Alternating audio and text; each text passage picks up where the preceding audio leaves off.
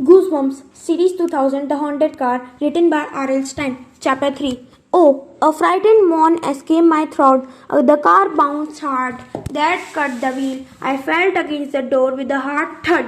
I heard the dog whimpering in the back. The steering wheel bounced under the dad's hand as if were about to fly off. I heard a loud roar. The car rolled on. We all screamed as the black van shot toward us from the wall of fog. Dad spun the wheel. The car shuddered as the van roared past. We rolled down the road faster, faster. The road dropped dangerously. Dad twisted the wheel on the way, then the other.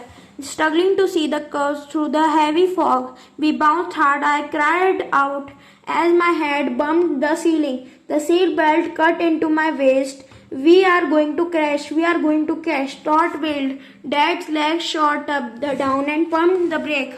No! The car slid. We went in a skid. Tires squealed. I heard a car horn. A grey car rode past us. We skied off the road toward a forest of dark trees. No! I saw Dad's right hand leave the bouncing steering wheel. He grabbed the emergency brake and jerked it out. I shut my eyes and rocked hard, forward then back. As the car hit, I heard the crunch of metal, a crackling sound, shattering glass. My head hit the dashboard. Then I shot back up. I heard the Todd utter a high squeak. Then silence. I opened my eyes, blinked several times. It took me a while to realize that the car had stopped. We had hit a tree, head on the windshield, and cracked. Beyond it, I saw the hood crushed and mangled. My heart raced in my chest. I could feel the blood pulsing at my temples.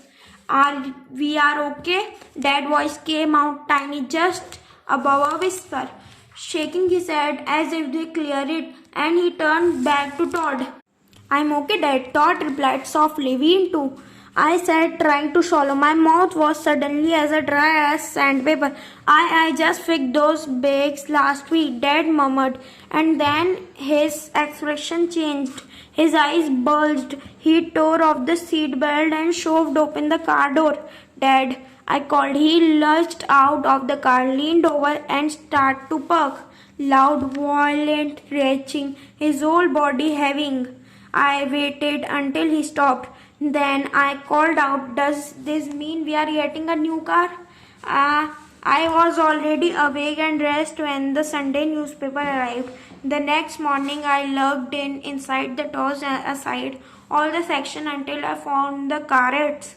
Then I spread the section out on the living room floor, began circling at that good when the dad finally came down for breakfast at 8:30, still in his pajamas. I was ready for him. Check out this one, I said, showing the paper. His blinked and brushed a tangled dark hair from over his eye. Mitchell, I'm still asleep. He ground and rubbed his shoulder. I'm a little sore for the accident, I guess. How about you? I'm fine. Check out this head, I replied impatiently. Can't I have a cup of coffee first? He groaned. I can't focus really. Okay, I will read it to you, I said. I read the red one. One owner, new model, Ford sent in perfect condition, V8 white leather interior, all safety features. Owner must sell. Name your own price. Dad squinted at me, rubbing his face. What was the last line? Name your own price. I repeated. Then has to be a come on, he muttered. Can we go see it? I cried. Then there's a phone number and the address here. It's a Wilborn Street in the valley on the other side of the town. Dad said. What are you two talking about? Mom appeared at the top of the stairs.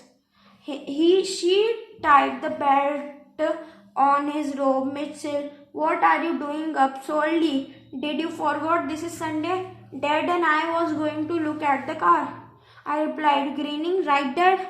After breakfast, Dad and I started downhill toward the town. Todd wanted to come too, but he has karate lessons on Sunday.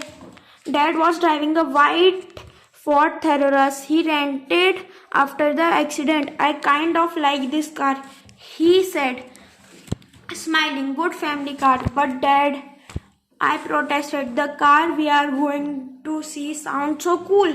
The sun poked out between white snakes of clouds, sending streaks of light over the tall trees and lined the road. We have made our way easily down to valley. This time they drove through town with only a few stops at traffic lights. Town was really empty. Most of the stores are closed on Sunday morning.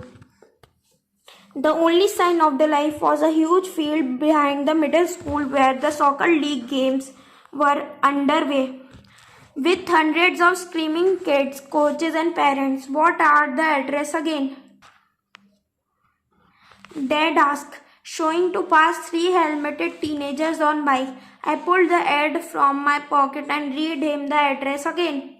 It should be a few blocks from here, Dad said, turning onto the block of square white sugared vows. Now listen, Mitchell, I want to warn you. We are just going to look at this car. I am not going to wipe out my checkbook and buy it on the spot. Do you understand?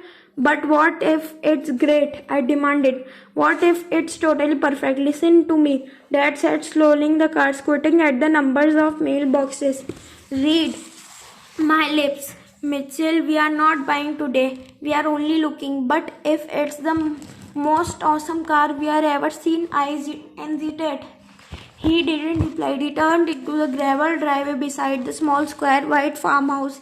This is it, he murmured. The car must be in the garage back. A garage a little smaller than the house stood at the end of the driveway. We made our way to the front stoop. The door was open. The Dad knocked on the glass storm door. I heard footsteps inside. A few seconds later, a tall, thin man wearing denim overalls and a red and black flannel shirt pushed open the storm door and tilted his head and stared at us. The tiny, rounded, blue eyes. He reminded me of an eagle or maybe a buzzard with intense eyes, a broad forehead, and a long cooked beak of nose over a tiny O of the mouth. He kept those blue bird eyes trained on us the longest time. Dad finally broke the silence. Mr. Douglas, we called earlier about the car. The Douglas tilted his head other way. He nodded and cleared his throat. It's around back in the garage. The aroma of frying bacon floated out from the house. I tried to see inside, but Mr. Douglas blocked it the way. He stepped onto the stop and closed the storm door behind him. Nice morning, he muttered, scratching his head of stringy brown hair at the stepped past us and started toward the garage. Yes, after all the rain, Dad replied. This is Mitchell. He spotted your head on the paper and Mr. Douglas spotted in the driveway and turned to me. Miss, you like cars? I nodded. Yes, I like sport cars and vintage cars.